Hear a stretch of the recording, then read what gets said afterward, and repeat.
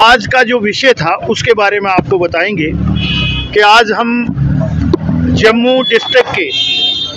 जो 9 ऑनरेबल विधायक हैं विधानसभा के और जम्मू डिस्ट्रिक्ट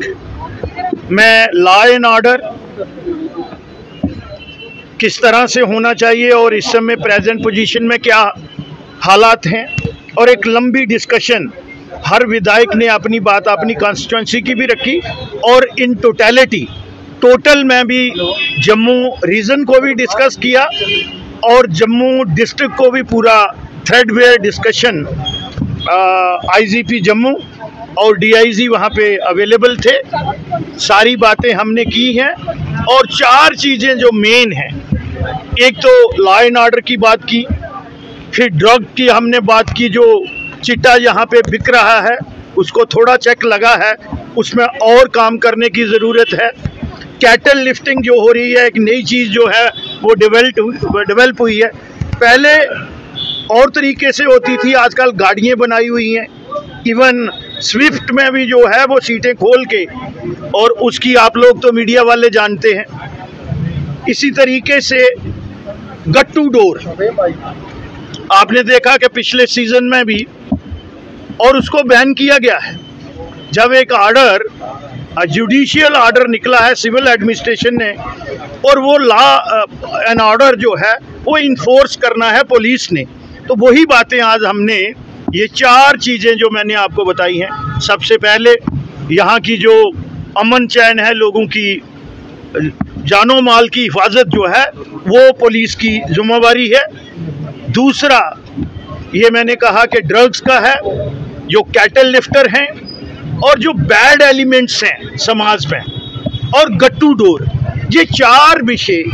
और पुलिस और सिविल का क्लोज कोऑर्डिनेशन से, और जो पब्लिक रिप्रेजेंटेटिव हैं, चाहे वो विधायक हैं, डीडीसी हैं या दूसरे लोगों के चुने हुए नुमाइंदे जो हैं, उनके साथ क्लोज कोऑर्डिनेशन, और जो सोसाइटी के लोग हैं, पुलिस को जिस तरह से पुलिसिंग करनी चाहिए वो आज सारी बातें जो हैं हमने पहली बार जम्मू के तमाम विधायक जो हैं, हमारा कंसर्न था और हम चिंतित थे कि यहाँ थोड़ा सा चेक लगा था,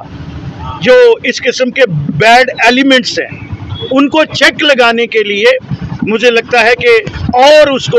और किस तरह से तीव्रता दी जाए, ये सारी बातें हमने आज पुलिस एडमिनिस्ट्रेशन से की है। शाम जी गट्टू की बात की जाए, गट्टू को लेकर बहुत सारे लोग बिल लेकर बाहर आ जाते हैं, आपको लगता है कि वो डर को बढ़ाने के लिए कानून और सख्त बनाने की जरूरत है? देखिए, कानून तो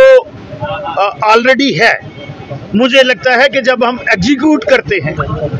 और जिस तरह से पुलिस जो है, पुलिस को अपनी कार्य प्रणाली में भी तब्दीली लाने की ज़रूरत है।